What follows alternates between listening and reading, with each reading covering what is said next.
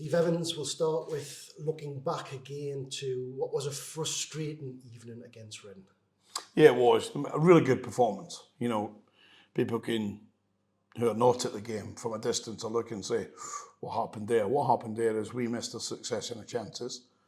They took, it wasn't an effort and goal, was it? Being an own goal and being a long throw. They had one other effort and goal that's come in added time when we're pushing everyone forward. Other than that, we've missed 5 really, really good chances. And we've had 2 reasons why we should have a penalty kick at different ends of the game. One just before half time, 2 minutes before the Reading get themselves in front for half time, and 1 3 minutes from the end of normal time. So, and when you see the manner of why those penalties are not given, it's really disappointing.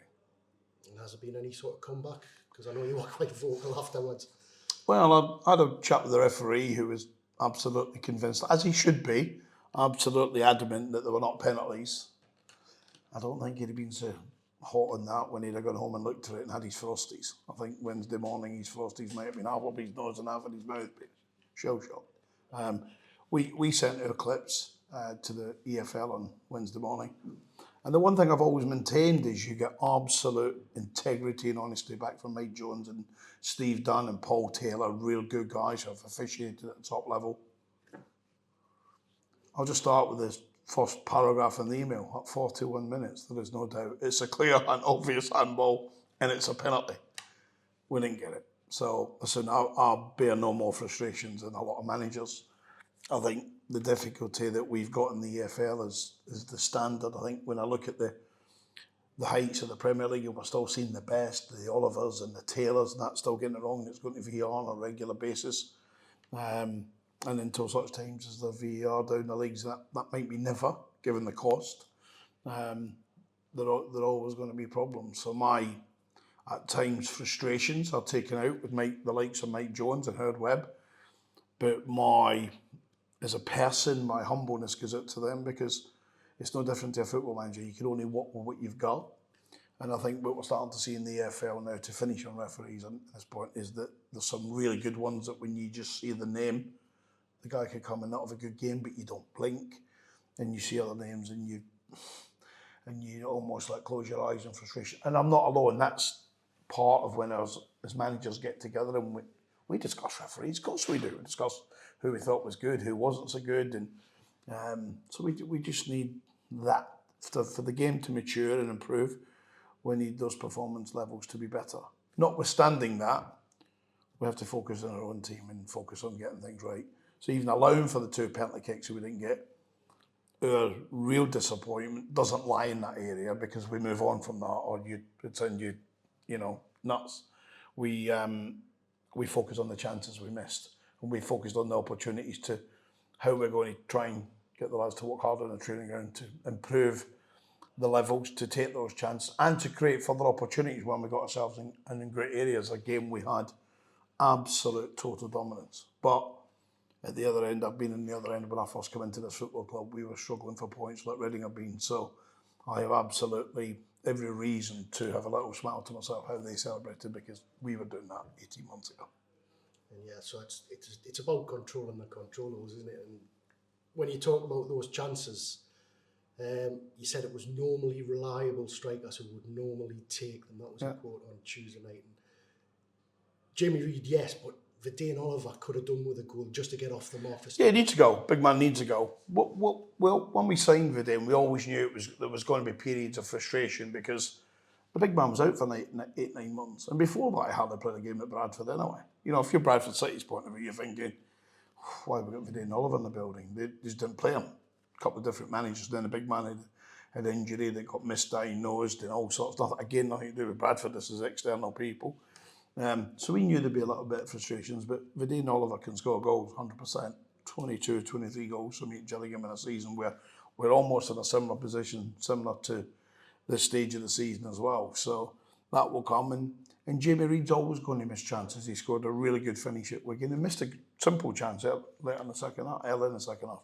But he's normally a proven finisher. You don't normally make Reid 3 chances and you don't take one of them or 2 of them. So we've got every confidence in those lads. And when we have Hemel fit and Listy fit, we've got 4 very good strikers that we'd back against a lot of people in this league. I mean, you talked about training as well. How are you managing? Because this run of games, there isn't much time to actually be on the training field. No, there's not. Not for the lads who are starting regular. They're literally playing recovery. The 7 games in February tells you that. You know, we counted it as 8 and such as 8 and 31 days because of the game up at Wigan as well. We counted that all in this short spell. So it's a bit play, recover. Of course, the other lads, so half the group will be doing a cool down and recovery today, half will train, then we'll come all back together. That's got to be nice and light ahead of when we travel. So, but listen, it's if you're in there to win prizes, you're going to have to deal with the stage of the season, aren't you? The boys will deal with it. We get good options for the team on Saturday.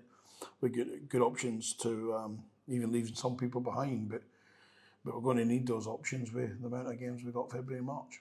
Oh, well, I wanted to come on to that in team selection. You've always said that, team selection is mostly based on who sticks their hands up in training during the week. But if you're not training or not everyone's training, do you have to make changes or decisions? Well, we to a degree, Neil, we know what players are capable of. We've seen all of our players have good games. We've seen all of our players do downturns in form. But what I've, as a manager over my career, has always said, nothing beats freshness. If you've got good players, there's normally fine margins. You know, if we look at areas of the pitch and look at Foster Caskey and I look at Harvey White, there's fine margins on the day as to who's going to produce. Is that freshness? Is something a better run of form? I look at the right side. Is that Freeman? Is that Ben Thompson? Is it McDonald? I can look at the 10. Is it Roberts? Is it Freeman? Is it Ben Thompson as he did the other night? I look at the strikers. So it's always fine margins. And over a period of time, as a manager, you've got to get it right because unlike the referees, they get coached. We get the chop. So we have to be also in your dressing room as a manager. You have to make sure that your players know that you pick your team with real integrity. We ask the referees to turn up with big integrity, and they do. I'm not cutting across that, they do. But we have to, as a management team, turn up with big integrity when it comes to picking a team. Because you can never pick a team based on who you like, who you don't like, who shouted off at you, who didn't. It doesn't come into it. It comes into who produces the performance that we all want to see. Turning our attention then to Saturday at Port Vale. They're a team who you've played 3 times already this season. And been second best in all 3 games. Exactly. I mean, you must have had a little, I don't want to say you have a little smile when Andy Crosby got sacked because you don't want to see your fellow manager get the sack, but he had your number, quite frankly. Yeah. Listen, first and foremost, Andy Crosby done a brilliant job. You know, when Darryl Clark had to have some time off when they were trying to get promoted, Carol and her family and Dave Flitcroft, they gave Andy a wonderful opportunity, but he didn't grab it with 2 hands, he grabbed it with 8 hands. He helped get them over the line. They gave him superb backing. We were up there for the cup tie, and as people know, as I sat with Carol and had a coffee for about 40 minutes before the game, and we were chatting generalisms. And they were so supportive, so hungry for success.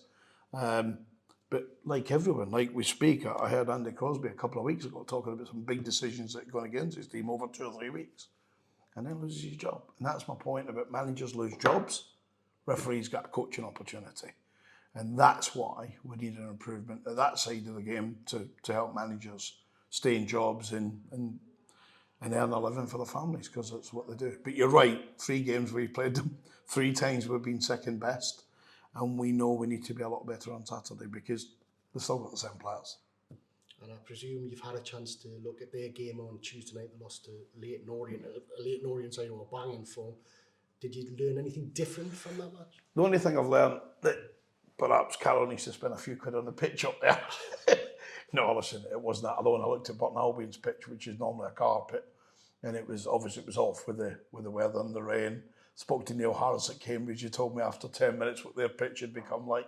It went from a bowling green to a ploughed field.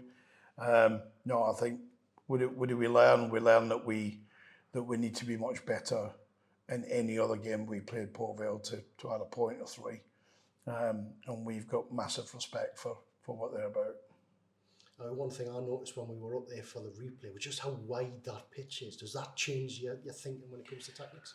Well, if you remember the cup tie, I was on a one match set upstairs ban, and so therefore you realise how wide it is. And I wasn't so sure, as much as I think referees should get some glasses, I wasn't sure I could see the far side of the pitch. Hey, listen, in all due respect, you go to Port Vale, it's normally a carpet, but they've played on it on Tuesday night. Should they get something from the game against Leyton Orient? Yeah, perhaps they should have done. But Leyton Orient are the third team in the league under Richie, aren't they? And they're going great guns. So they got in front and put the blockers on him to get near their goal. So from our point of view, it's a big pitch. It's going to take lots of legs, lots of energy. And that's why Port Vale up into the last few weeks have been so successful at home. They're against the best. You know, it's only 2 weeks ago, 2.5 weeks ago, they're playing Portsmouth, and Portsmouth get a penalty. Is that a penalty? I don't know. But they got a penalty 2 minutes from time, and up until then, Port Vale are a better team. So that pitch and those players, don't forget they've got good players. Those players create a lot of teams big problems. And just finally, we'll go back to the Reading game, and it was lovely to see Kane Smith back on the bench, local lad, so I know a lot of people look out for him. Yeah, Kane has been had little injury, and people don't see that, don't they? And then when it comes some to the last couple of weeks, he's been fit to play. But then we, as a management team, have to sit down and say, so what's the likelihood? If we have a problem, if, for example, if it was Luther Wilding at right back, if Luther has a problem after 5-10 minutes of the game, who have we got on the bench that can replace him? But in recent weeks, we've had Van Kooten on there, we've had Nick Freeman on there, we've had McDonald on, all competent right backs. Probably in isolation, not as good as Kane, but those lads can also play in 3 or 4 other positions, and that's how you need to manage your bench. It's, if you go through all over football, it's not often will you see a fullback on the bench on the right side. You will on the left side. Lefties are not 10 a penny, are they? But you won't see many righties. But Kane was a big player for us last season.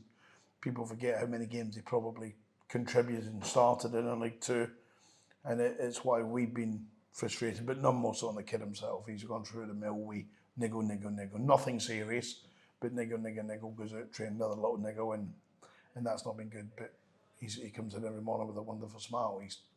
He is one of the lads I completely say often that if he's my son, I'd be really proud of him. So.